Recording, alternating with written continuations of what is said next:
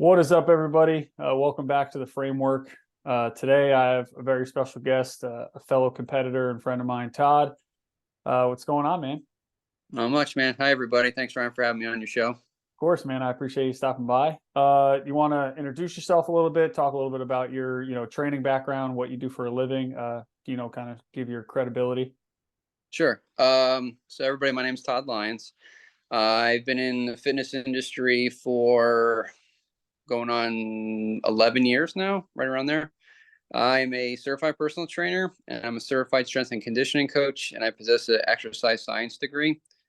Um, my background currently right now for work is I work in operations manager for a pharmaceutical company, but on the side, I'm still doing my personal training.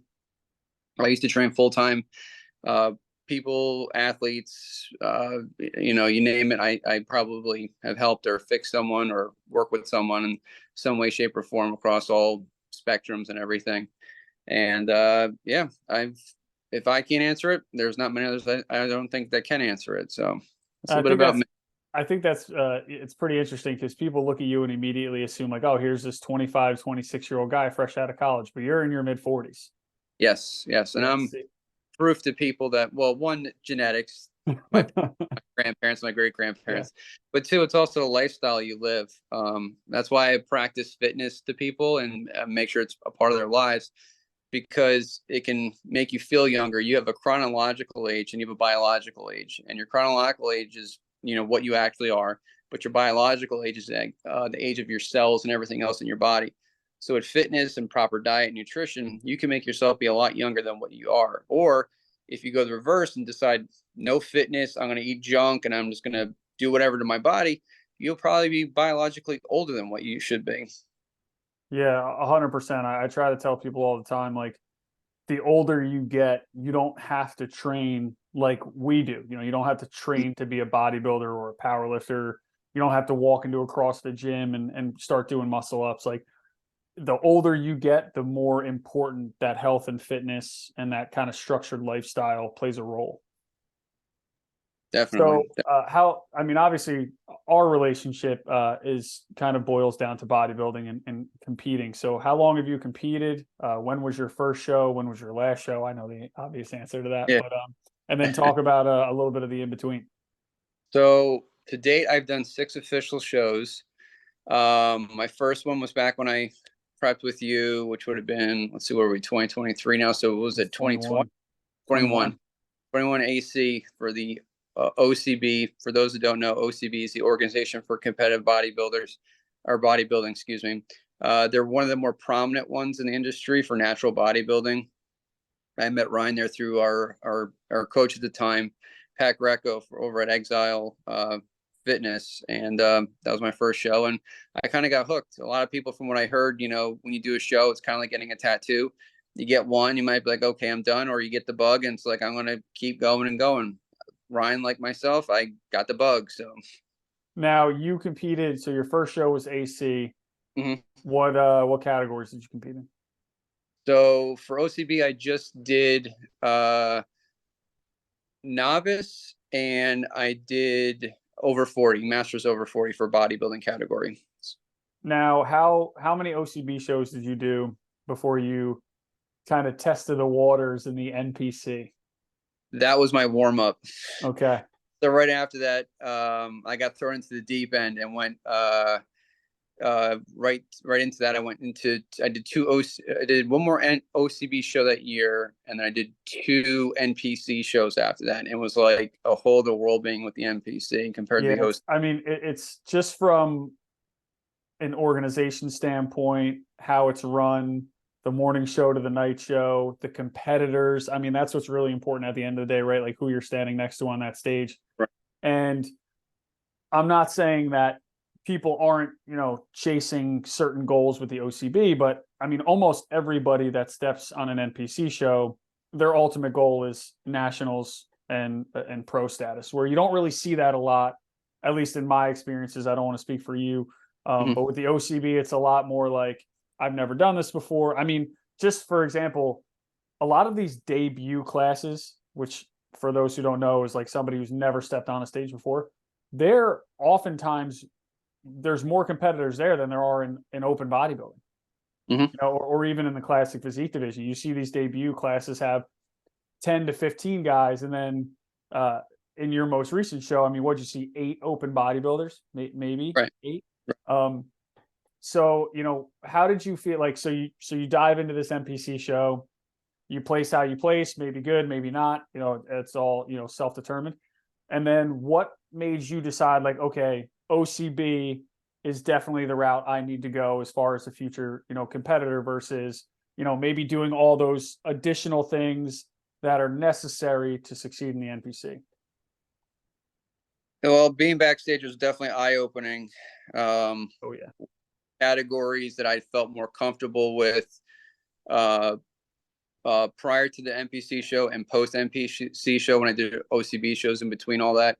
I felt more comfortable. Like I was like, okay, I feel more confident and comfortable with like my competition, that I'm supposed to be here. With the NPC stuff, I mean, it literally was some cases freak shows Oh yeah. that were there. And when it comes down to it, I mean, you still have to put the work in, but the drugs and everything else that some competitors may be using definitely helps a lot. And you can tell the size disparity between a natural and an unnatural person in most cases. Sometimes you get that, genetic freak that like everyone thinks is like not natural, but actually is natural. There's very few of them, but there are them out there.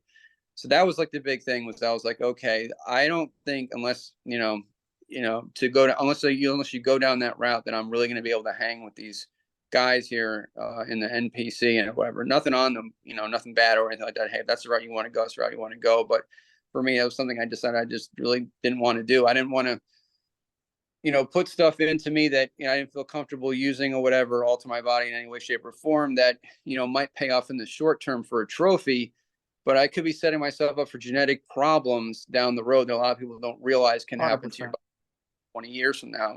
Like it can alter the DNA.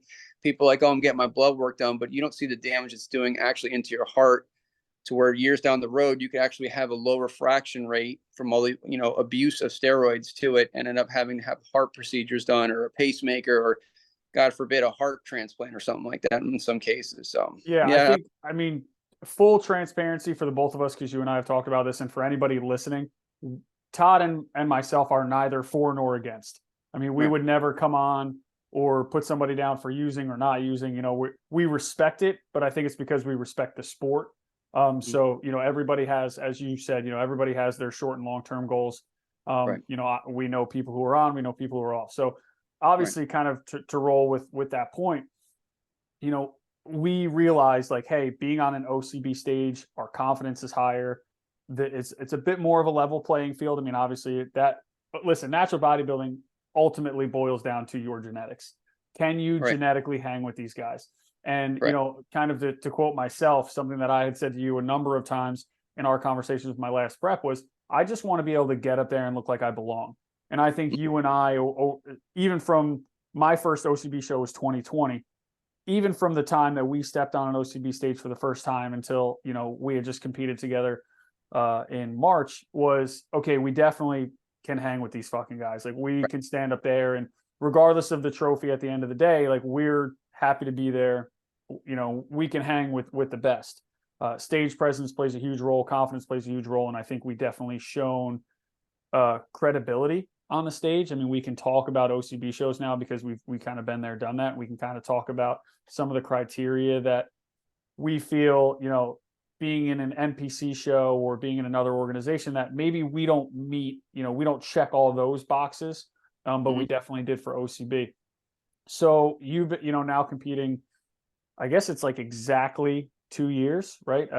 This month would technically be 2 years that we've known each other and we've been competing. So what are some things that, like, looking back now at all the shows, let's hyper focus on OCB, all Okay. the shows that you've done, all the shows that we've done, obviously together. I mean, I almost feel like every time we've prepped, it was almost kind of together in the sense of I was talking to you, whether you were in or out of prep, and you were talking to me, vice versa. And, maybe, some coaching, ideas that maybe didn't work or did work for us that we've kind of carried off. How do you feel like if somebody were to come to you and say, like, you don't look like a bodybuilder, like you look, you look like a very healthy mid-40s guy. Like, how do you justify being a bodybuilder? Like, oh, well, it's a natural organization. That's why you can be a bodybuilder. But there's so much more than that, right? Right. Oh, 100%. Yeah, it's funny.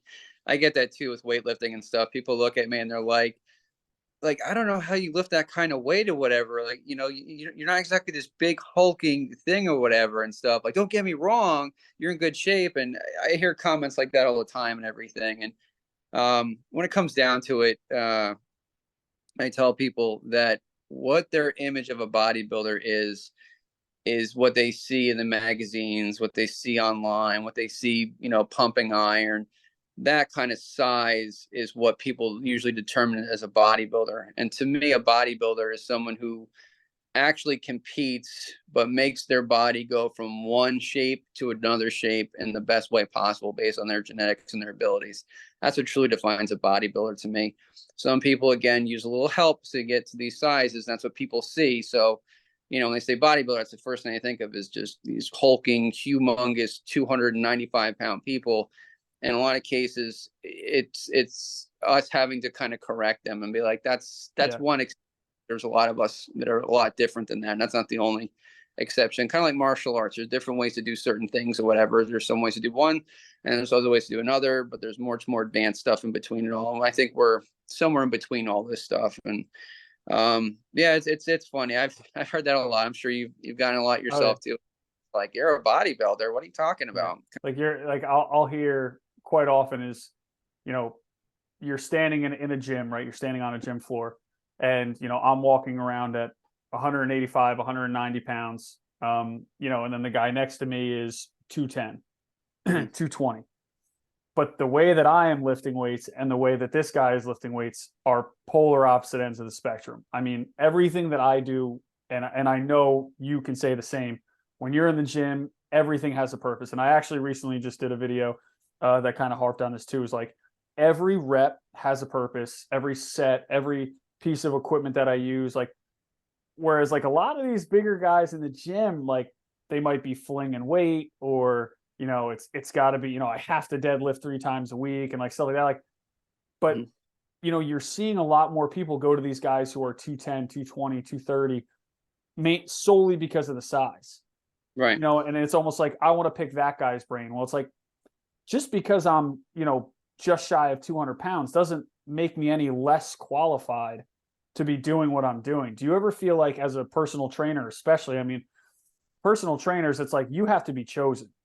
Mhm. Like, so now, like, do you ever feel like, man, not necessarily like a money thing, but do you ever feel like my clientele would go from 20 to 50 to 100 if, I kind of looked the part?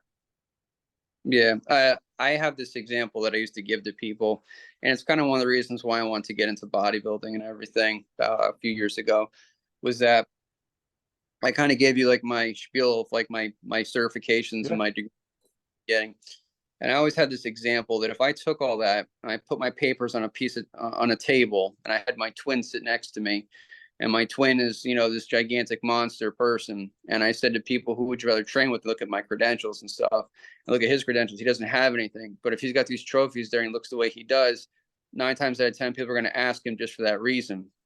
And unfortunately, that's kind of the way the human psyche is in a lot of cases. They think that if you know this, you're going to be great at this, at teaching. It's funny, is in sports, a lot of the greatest players that play a particular sport generally aren't the best coaches. There's countless times where, like Wayne Gretzky, for example, one of the greatest hockey players have ever just put the skates on. He was a terrible, maybe not terrible, but not the greatest coach you'd think. You think that Sure. the greatest player ever would be able to coach greatly. Not the case in a lot of, not the perfect example in a lot of cases, but um, I think it's kind of hard. I don't know. It's a difficult question because this involves more human psyche than anything else to kind of Yeah. try to change people's opinions and everything. And unfortunately, in today's culture and society, people just want to look and see things than to actually read through and understand, like, oh, this guy actually does know his stuff, or this girl does know her stuff, or whatever, based on these examples and this certification, this paperwork, and everything. It's frustrating, but the thing I've learned is if you go ahead and get one person, to just listen to what you're saying, and they can make changes, and you show people this, that'll bring in far more people than anything else. I've learned that a long time ago. So if I can get one person to change, they'll go out and tell people, and then all of a sudden I'll start getting clients coming in that way. It's usually how I get most of my clients to come in. You touched on a really good point there, talking about kind of laying your credentials on the table. Mm-hmm. Do you think that, that since you've been bodybuilding, that only kind of adds to your credibility as far as being able to coach not just lifestyle clients who walk in and say, hey, Todd's a friendly face. I would, have him train my mom, twice a week. Now you have guys who are like, okay, I want to bodybuild for the first time, or I've done a few shows. Like now I see, because social media is, influencing is number one, right? I mean, that's how most of these, coaches and online people are getting their clients. They're promoting their clients. You're not really seeing a lot of times, the trainer or the coach themselves, putting up, front double biceps and them training in the gym. It's usually their clients. So do you feel like social media and your kind of competitive background has only kind of helped you kind of take that next step as a personal trainer and as a coach? Definitely. Yeah. I just, after a couple of my shows, I started getting people to the gym. Like they knew like, oh, it's the bodybuilding guy. He's the one doing shows or whatever. I'd start to get some people come up to me, and I helped people with their posing and everything, and with the angles and all that stuff along the way.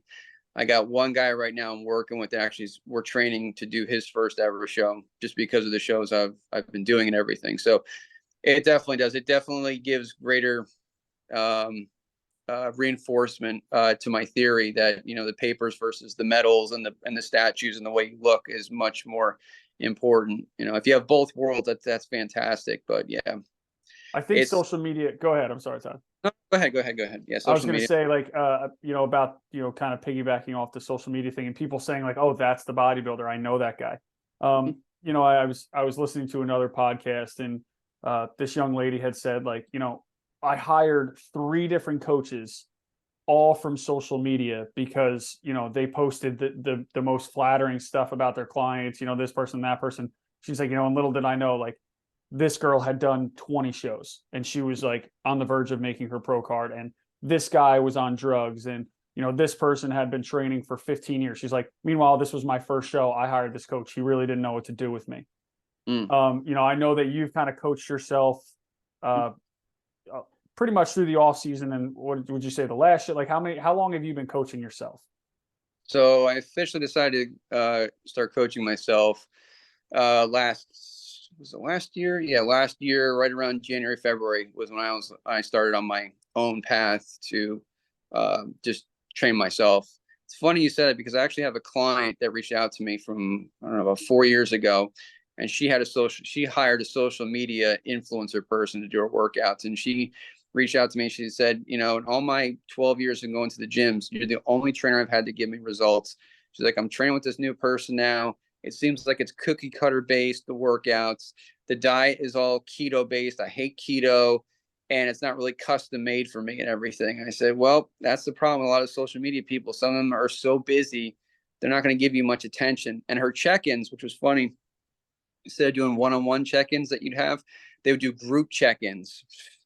So it'd be the trainer with like 12 other people. And it's like, you really can't get into someone's brain, see what's going on with them when you got 12 other people in the room with you or in a group chat like this to kind of discuss things. So it's pretty funny you mentioned that. Yeah, I'm a very needy client, and this just through our friendship. I need constant like reinforcement that like, yeah, you're on the right path. Like I am super positive when it comes to like, hey, if you think you need a coach, go get one. I've always told people, I've worked with some great coaches and some great people in the past.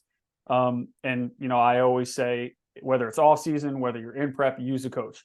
Now you're a great example of somebody who has the discipline to where you don't need weekly check-ins. You don't need this big fancy spreadsheet to constantly be filling out. It's only adding additional stress to your life, in my opinion. Right. Again, I'm somebody who kind of needs that, like, hey, I need to check in weekly. I need the accountability aspect. But there definitely is a whole, I'm not talking going from level 1 to level 2. I'm talking like level 1 to level 5 stress and anxiety when it comes to stepping on the scale twice a day, logging every single rep every time I go to, to the gym and I train. every Friday worrying, is my posing right? Is the lighting right? Did I send pictures in the same place I did last week? Is everything checking out? All this stress and anxiety that's built up essentially Saturday through Friday. And then it's like 48 hours before I hear it. Yeah, you're on the right track. Keep going. And it's like, holy shit. Like, I literally am living like levels above what my body could probably handle from a stress perspective. Mm. And I'm basically just, as you said, about this client, I just felt like another cog in the wheel. Like, but hey, those coaches are the first ones to reach out to you on payday. And it's like, hey, Mhm. just so you know, your payment's coming up on Friday. Like, don't forget to hit me. And then you might get a little bit more of that attention from the time you send that payment until, let's say you pay on a Friday, maybe you're going to hear from them Saturday, Sunday, Monday. Hey, keep up the good work. Hey, your check-ins were great. Hey, everything's good. Here's a little diet tweak. Here's another diet tweak. So you feel like you're really doing it. You're really, you're bodybuilding. And then, you fall off again. So do you feel like you've had coaches in the past where that may have been the case for you, and that's kind of why you decided, again, we don't have to name drop or talk any specific preps or time of year, but do you feel like you had that experience and that's why you're better off coaching yourself? Or what were kind of some variables that made you kind of say, hey, I can do this myself? I'm kind of a lone wolf, I guess you'd say, in a lot of cases, personality wise. And I'm kind of a person who likes to figure things out on my own and then put my own twist on it once I figure it out.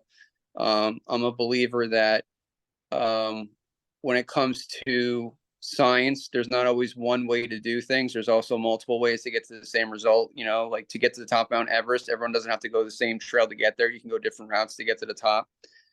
Um, I had a client, and it kind of stuck with me, even to this day, that kind of reinforced how I am and stuff. And it's one thing I see lost with a lot of coaches or personal trainers. I see this a lot at the gym. Was that my client told me, she's like, what I like about working with you is that you're no BS. You don't come in here and you don't tell me about anything going on in your personal life or any other stuff or your problems or whatever. You get right in here. We train. You ask me about how my life is doing, how I'm going, what we need to work on, everything else. You're on time, you're prompt, and then we finish on time and everything else, and your plans are great and they're working for me. I always thought about that, and I always said that's how I have to be with like my clients, is always like that. And I think all trainers should be, especially if you're paying, 50, $60 a check-in or something like that for some of these people. It's like, geez, what value am I getting out 50, of this? $60 must be nice. Yeah, some cases, obviously a lot more. A And so, lot more. which I'm sure you could think of the money that you've been paying out and like, what else could I do with this money? So I also, because of my background with my fitness stuff, I wanted to push myself on my own to see if I could do it. I've worked with, people from all sorts of different sports and athletic backgrounds, and I found that bodybuilding wasn't too different than a lot of principles that come from the sports that matter with weight classes and everything. So what I learned along the way, I'm like, you know what, I can do this. I can do this on my own with my own spins on it. Because who else knows your body better than yourself? So let's fast forward to late 2022. Mm-hmm. So kind of what made you decide like to do the March show, and kind of what did you feel like you were in a good place physically, mentally? Did you bring up your weak points? I mean, what was kind of your off season looking like in 2022? And then, what kind of made you decide on the timeline to compete in March? So when I competed, let's see, 2022, I started a prep for August. Okay. Um, before, I feel like I didn't know that. yeah, I did a prep for August. I started in April. What were you So getting ready for? The Big Apple or? no, it was the Allentown one? It was Allentown OCB I went to. And when I started my prep, it was March, April. I was about 208. And by the time the show happened, I got down to 162 in Okay. August. And then I did well. I got a first place, and I placed, what was it? I want to say it was like third in one of my other events, third and a fourth. 134 was my placings. And I talked to the guy who got first overall in the men's bodybuilding class, and I kind of asked him, I picked his brain and stuff, In the open. and in the open, Okay. and he told me like, what his body fat percentage was, his height, his weight and everything. So I'm like, okay, I got to get even leaner than that to match what this guy has. And I think I can do it, but I need some time to let my body recover from that hard prep I had to get to where I was at. So I took off about 2 months, and then I hit it hard in November to get ready for March. So I got up to like around 180 something. But then by the time the show happened, I got down to 158. And that, not placing that you were there with me, that was my best placing I have, year to date, first and a second place at the same show.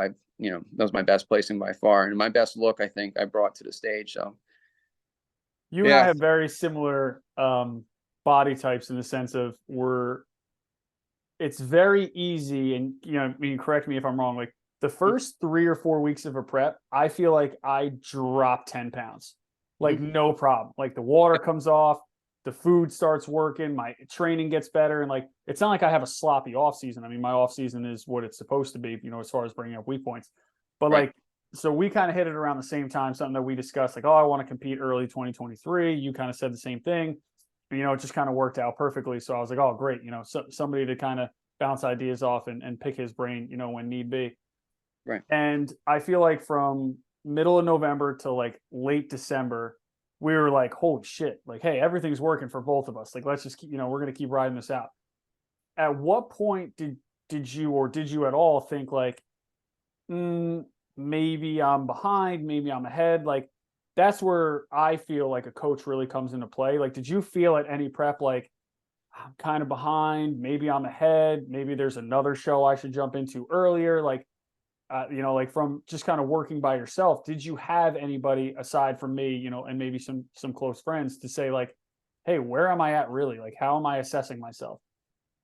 Like you mentioned before about getting on the scale twice a day. I mean, I had my scale, I had my tape measure to measure my waist and everything. I was taking photos like every couple of weeks to kind of compare them and contrast them. There's one, two, three guys. I'm sorry, three guys at my gym. They're former active competitive bodybuilders that I kind of was talking things over with and practice my posing with and everything. And they felt that I was really in a much better place like this time coming into the show that we competed in March than I was in August.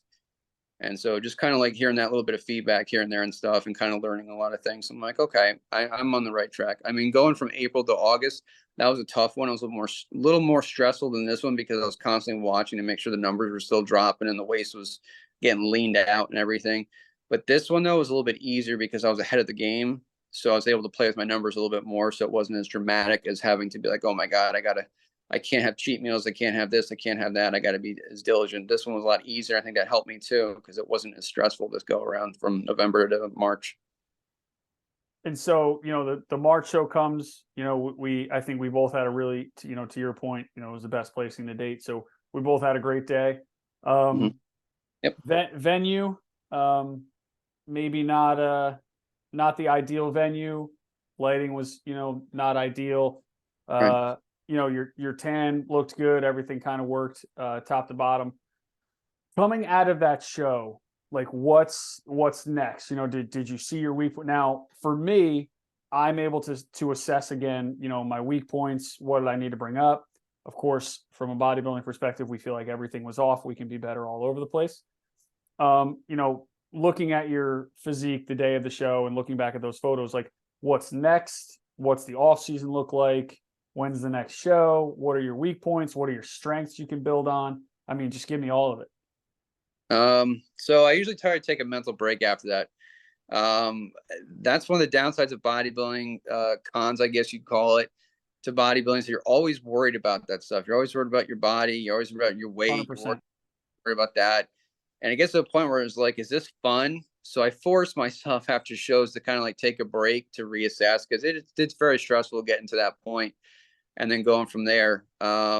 Sure, there's always, room for improvement and everything. I think it's kind of funny because the standard advice you hear is, oh, you got to get bigger and you got to get leaner. Like, duh. Yeah. Isn't that the name of Thanks. it? You give me something else that's not earth shattering here. So that's always a goal, is just to put on a little bit more muscle mass than last time and track my numbers on that. And my leanness. And then also to looking for shows. It's like, you need to take a break. I think anybody that's a natural, especially, you need to take time to recover. You don't have the advantages of pharmaceutical use where you can start to just put on muscle, no matter how stressed out you are. I think that you need to take time, like a year or so, in some cases, to allow your body to rest, recover, bring your hormones back up to normal, put the muscle mass on before you put yourself through that process all over again. Because when you start going through that cut, you're not gaining any muscle. You're just losing body fat and everything with a little bit of muscle with it. Yeah. So basically no shows in the near future. Correct. Um, Maybe 2024, somewhere in there, I might jump back on. Keep me You know, posted. definitely 2020 on stage again, but 2024, let's see how it goes and everything this year, and well, I'll keep you posted. And do you prefer, like, does it matter time of year for you? Excuse me. Um, Like I really love that kind of March through June. Like mm, especially like, I mean, there's a lot of obviously local shows play a huge role. So, we're very lucky, but there are shows in August and September that are local to us. You're in Pennsylvania, I'm in New Jersey. So does kind of time of year ever play a role for you? yeah, I prefer it to be a little bit warmer and a little bit drier. So, March was good. I would have preferred like an April or May show or something like that. So I'm good from then until the summer. Sometimes September's are okay and October's are okay, but like anything past that or anything early. I know OCB does shows them like starting in like January and stuff. Yeah. And for me, that's no, that's too early for me in the season. Yeah, I mean, that's got to be tough being kind of in crunch time of prep. I mean, really, the whole prep is important, but really, like those last kind of 6 to 8 weeks where Mhm. you're really trying to see weekly changes. Um, that November, like Thanksgiving, Christmas, like just the holidays in general, and like that's a very tough time, me, in my opinion, mentally, to get through a prep. So hey, man, listen, I'm excited to get back on stage. I'm excited for you to get back on stage. I told you that at the show in March. I was like, hey, man, let's just keep going. Like, there's Connecticut in a couple weeks. There's the Jersey Natural. I believe we're now like 3 or 4 weeks out from that show too. Mhm. Um, so I think this was an awesome conversation, man. I really do appreciate you coming on. We hit a lot of great points from a natural bodybuilding perspective, and something I always kind of realize that I've been doing with these episodes is really harping on like assessing your personal variables and how everybody's story is kind of different, but we could all end up, at the same goal, which is obviously being on stage and being better. Right. I appreciate you stopping by, and I guess the one takeaway from this, and it's probably what I'm going to end up titling the show, is that your local influencer or your favorite Instagram influencer may not be the best coach for you. I think you need to know what your body needs and where your body needs to go. And I love the analogy you did about putting the pieces of paper on the table, and I'm going to use that in the future. I hope you don't mind, you and your twin. Um, and just saying like, do your research, like see what makes sense for you. Obviously you're going to have to prep. You're going to have to clean up your diet. You're going to have to cut back on cheat meals. Cardio is going to go up. Maybe time of year is important. Maybe the show selection is important. Venue is important. There's so many different things that boil down to kind of what is going to make a prep as easy as possible. I know that's a bit of an oxymoron because listen, you shouldn't feel like you're floating on cloud nine every time you're in a prep. But do your research. Your coaches, they can be 260 pound, you know, juice to the gills bodybuilders. And guess what? Your buddy at your local commercial gym who's geared up and maybe looks good, in his, portrait mode on his phone, he may not be the best guy or girl to go to for advice. So, Todd, where can people find you on Instagram? Are you taking clients? Kind of talk about, a little bit about your coaching before we sign off here. Sure. I can be found on Instagram, Todd Lyons, CSCSCPT, certified personal trainer, certified strength and conditioning specialist, Strength of Alliance on Instagram, or you can find me through Ryan's Yep. links. Yes, I'm starting to take clients again since it's my off season and everything. So if you want to reach out to me, get to me through Instagram, send me a DM or whatever. You can ask me questions, or if you want to start talking about getting some training with me, just let me know, and I'm more than happy to answer you. All right, brother. I appreciate it. great episode. And I mean, you and I will obviously be in touch. And for everybody, as always, thanks for stopping by the framework. Thank you, Ryan. Excellent.